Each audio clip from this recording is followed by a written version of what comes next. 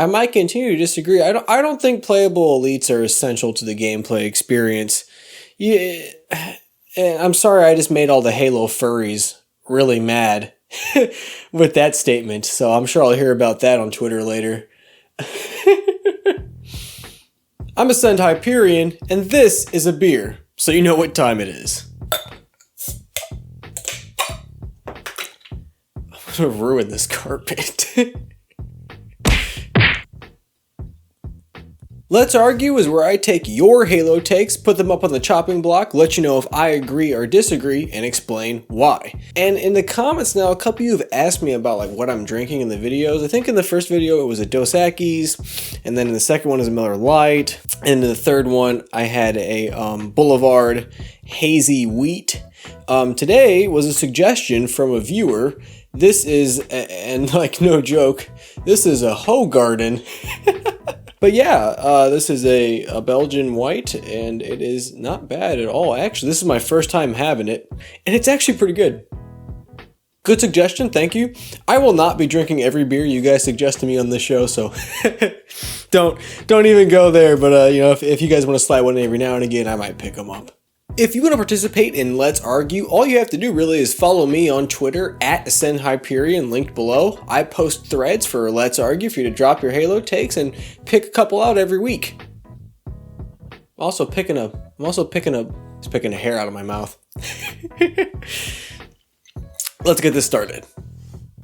We got a surprise celebrity cameo from Halo Canon himself. Ian says, Halo is at its best when it doesn't simply focus on the Master Chief, both in the games and in the EU.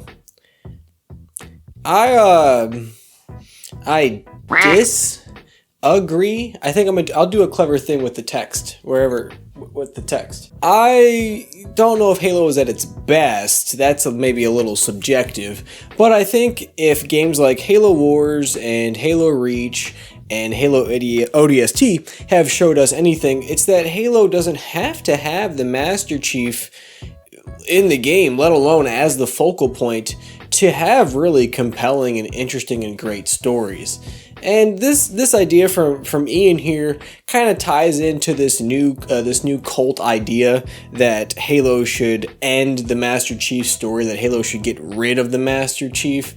And I don't ever go that far. I mean, that'd be like Mario getting rid of Mario or Metroid getting rid of Samus. Master Chief is still an integral face of the franchise and of the plot.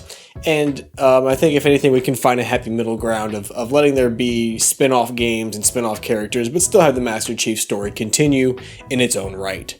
So that's what the disagree. You see, it's clever, right? It's clever. White Athanasia says, we need more Halo stuff based on the early phases of the Human Covenant War. They could even make an ODST kind of game based on it. I agree.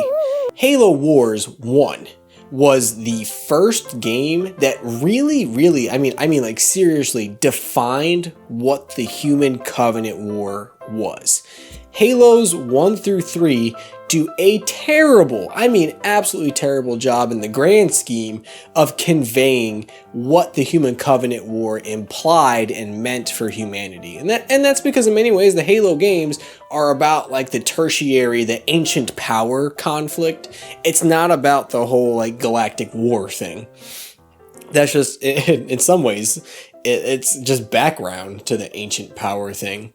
So yeah, and in the Halo writing, I mean, the Human Covenant War takes up a huge amount of time, and then even the events leading to it take up a considerable amount of time as well. So there is plenty of space to backtrack. So there is plenty of space to backtrack and let the Human Covenant War be more fleshed out in a playable environment. And I think that'd be great, especially now the Covenant as we knew them in the original Halo trilogy are not going to return. So the only way we can get them back is to play from a point in time where the Human Covenant War is ongoing. If we're doing spin-offs, sure. I mean, this is like just mesh the ideas together, and that's perfect, right? So I agree. Weston Hoofer says, Halo fans were too quick to judge Spartan Locke as having no character development or depth to him, all while the Master Chief never had any true character development story-wise till Halo 3. Chief was just a stereotypical one-liner spewing killer. I agree. Yeah, I agree. And here's why. It's totally true. I mean, the Master Chief is the farthest thing from like some emotionally complex, like writing driven character. In fact, I think in the first Let's Argue, didn't I have a quote along the lines of like, no Halo character is the best written anything? Like Halo is not notorious for its character writing, and there's nothing like good or bad about that, right? That's just how it kind of plays out. No one is playing Duke Nukem for the for the writing, you know. Nobody's playing Fall Guys for the story. But yes, that is a fair comparison. Why is it Locke had to have some type of grandiose character background and change and plotline when we like never asked for that for the Chief? Who, I mean, God, even with the Reclaimer saga, which has tried to add all this depth to his character, he's still a pretty like narratively devoid entity in these games. So that is a little hypocritical on the side of the Halo community. Linda says, saying dual wielding and playable elites either ruin comp or don't need to come back is ridiculous. I disagree. This one is like pointing in two different directions for me. And if you guys watch this channel, you know what I'm about to say. It's not that dual wielding ruins competitive. Dual wielding ruins the weapon sandbox. Dual wielding is a cancerous plague on the weapon sandbox, and its existence requires nerfs to be put in place and corrections to be put in place that just diminishes the individualistic value of weapons. The moment you make it so you have to hold two of a weapon for it to be viable, you've ruined that weapon.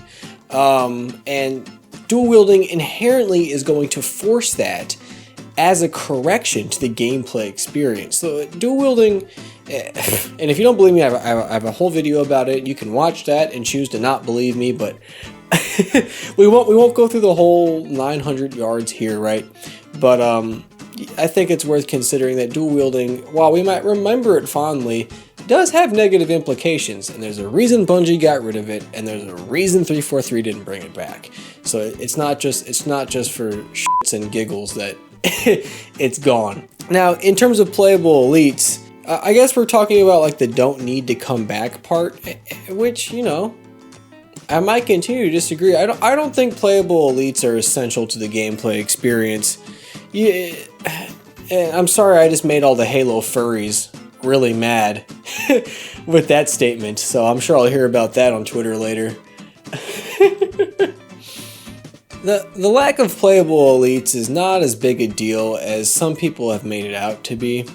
I think it was a cool feature to have. Yeah, it was great. You get to choose between Spartan or Elite, whatever. I know some people are really into it. Some people built their entire personalities around it. But playable elites is not a make or break for this game. Really, if we're talking about Halo Infinite's customization, there's enough struggles in just the base Spartan experience. I think there's just a lot of time and resources that goes into making playable elites a real thing, and that's probably more time and resources than the average Halo furry thinks it is. And when you're on that chopping room floor as the game developer, as the head of design, that's one of the decisions you have to come to terms with, is where do we save our money and time? I'm already allowing the players to have a certain degree of player expression. I'm already allowing them to do X, Y, Z. Do they need playable elites? And the conclusion over the past 3 titles has been no, you don't. So I understand it sucks for some people. I will never agree it's that big a deal. I'm usually just the most focused on like the gameplay oriented things, and you know, the customization stuff, I'm into it. I love customization. It's great. I like changing how I look, but like the actual game functions are always much more important. So, sorry. I'm sorry, elite OCs out there. Actually, I'm not. I will never apologize to an elite OC. And you shouldn't have to either. Aaron says, Halo Infinite needs player collision and friendly fire. I disagree. And it's been fun to kind of watch this argument from the community kind of spring out. As some people have gone on to be so dramatic as to say, like, Infinite is ruined without friendly fire and player collision. I think the removal of friendly fire from Halo was a long time coming. You know, it's not even to say it is like this inherently terrible thing. I just think in the past it created shackle on your gameplay where you had to constantly account for your teammates.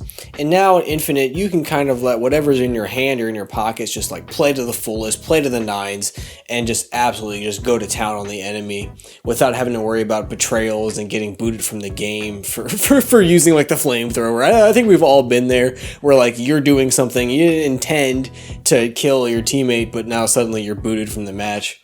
So yeah, friendly fire, whatever, that's not a big deal. Collision, you know, collision maybe sucks to lose if you were into like buddy jumping. I guess the hidden reach channel, if you're any people from over there, you're probably upset about collision. You know, I don't think in the average day-to-day play of the game it was that much of a loss. I think over time we will continue to forget about it and it won't be as big a deal as people have made it. It's just easy to pick out early on because Halo's always had player collision like that. So when it's absent, it's strange, but as the years pass in this game, I don't think people will care as much, no. That's going to do it for this episode of Let's Argue. Leave your comments below. What did you think about these Halo takes? There is, again, just a lot of range here, so feel free to share your ideas and thoughts. Follow me on Twitter, like I said, if you want to participate, or on Instagram if you want to see other cool stuff that I do, and join my Discord link below if you want to try to continue the conversation. Until next time, I'll catch y'all later.